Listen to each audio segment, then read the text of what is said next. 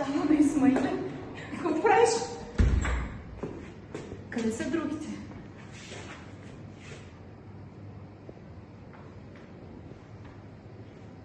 Инструкции за изпълнение.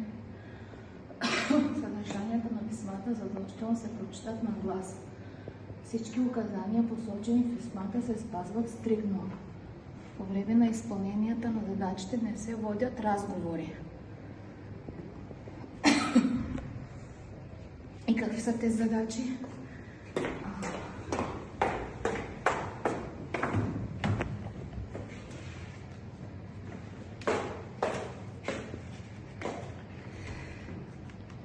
И какво сега, без да приказвам, изпълнявам?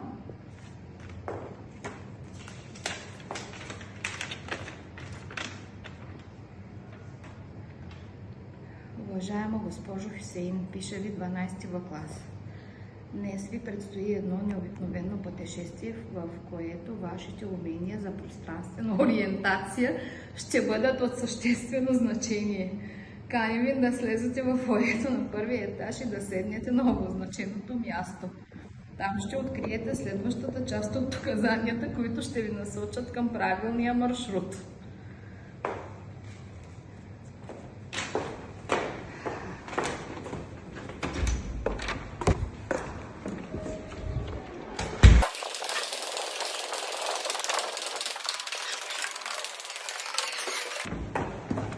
В фоайето на първия етаж и седнете на обозначеното място.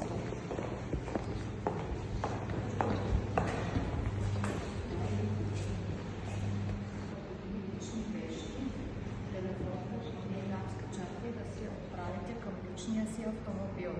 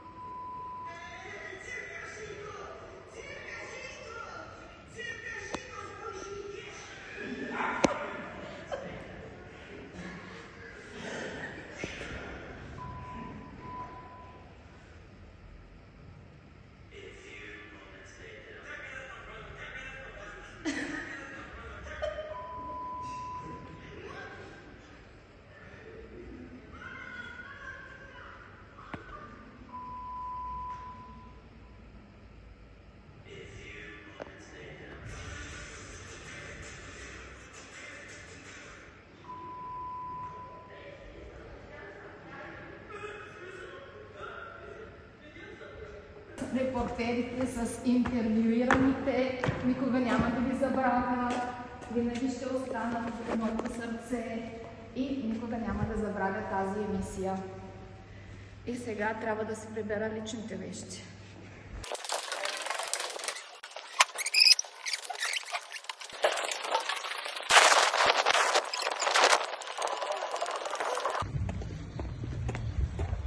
Ето го.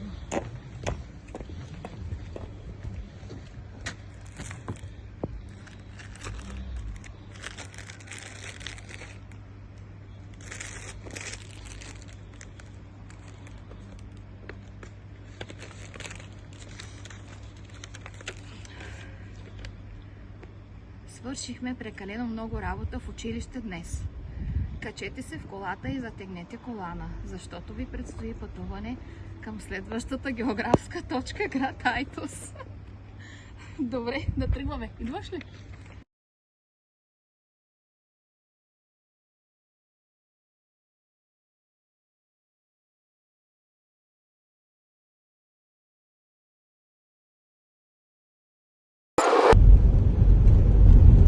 Добре се представиха въобще като репортери, аз направо не очаквах.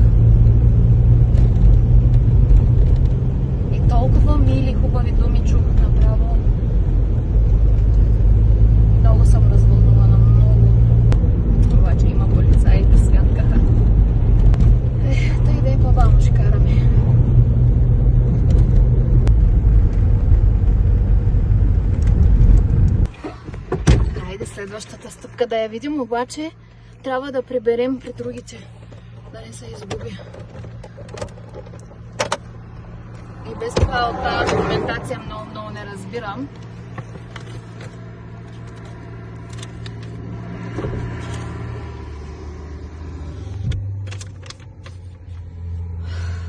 Хоп, стреснахме ли ви?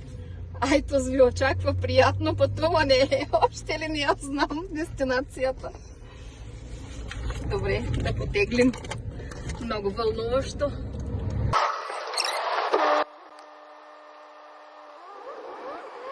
Най-много се надявам, като казвам, че бих искала да оставя следа в техните сърца.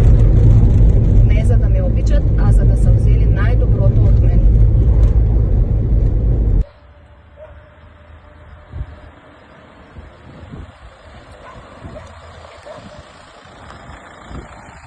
Гиц.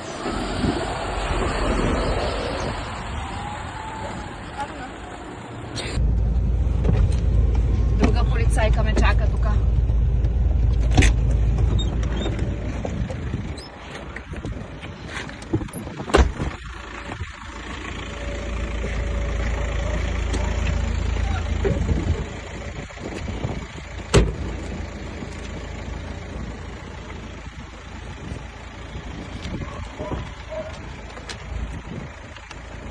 Последната стъпка, която трябва да изпълните, е да паркирате колата и да дойдете с мен, за да достигнем финалната точка на географската линия.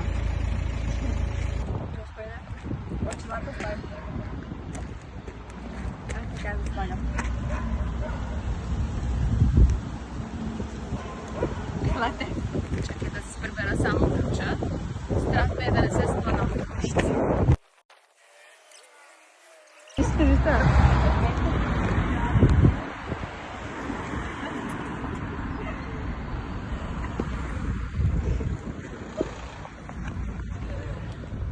Правилно ли? Да.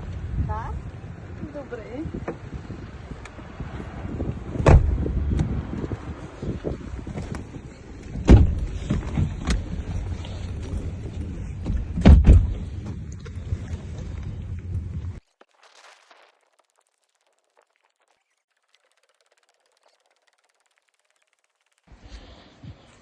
Тази любов много трудно се събира в думи, затова я събрахме в поема. За час разделяме с вас, малко остана да сме абитуриенти. Един човек верен, който никога не бил ни предал, който 5 години без скорост за нас всичко е дал. И всичко започва през 2021 година. Преломна, ново начало, страница нова, тръпка огромна. Не знаехме нищо, беше ни страх, но до нас беше един учител, различен от тях. Винаги искрен, наша опора, приятел и път. Класната стая превръщаше в дом за растеж, изпълнен с уют. 9 клас. Бяхме малки, но големи тежкари. Почнаха първите спорове, горяха силни пожари. И ние, незрели младежи, с големи усти, сега искрено съжаляваме и нека тя ни прости. Пък там, в класната стая, сред листи и шум, се раждаха спомени нови, с които попълнахме страница 2 на своя вечен албум. И вече почти големи, 10 клас, златната среда, а тя неуморно повтаряше тази мъдрост. Една бъдете смели. Учете, мечтайте, бъдете добри, животът обича с истински красиви души. И всяка изречена дума била е урок, урок остана. Във времето смисъл дълбок. Така неусетно пораснахме. Когато на 11 клас прага прекрачихме, часовете изпълвахме споровете проблеми, породени от множества ни по различни теми. Но въпреки това, тя ни разбираше дружно ни накара. За нея по-важно от географията беше само едно. Това да ни учи на морал, да бъдем съпричастни и да правим добро.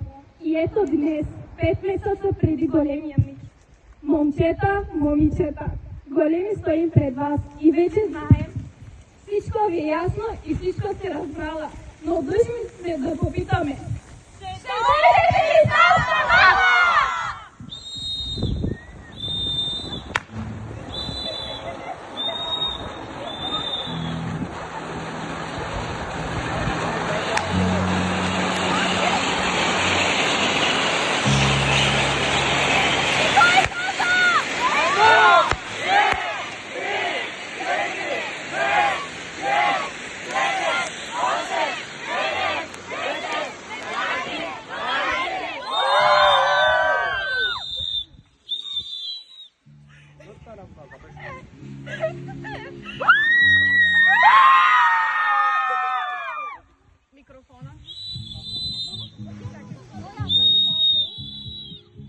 Обичам ви много!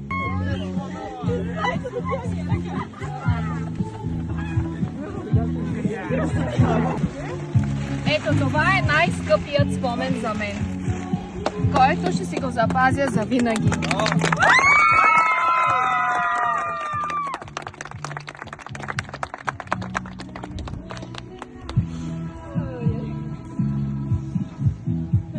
И кой каза? Едно!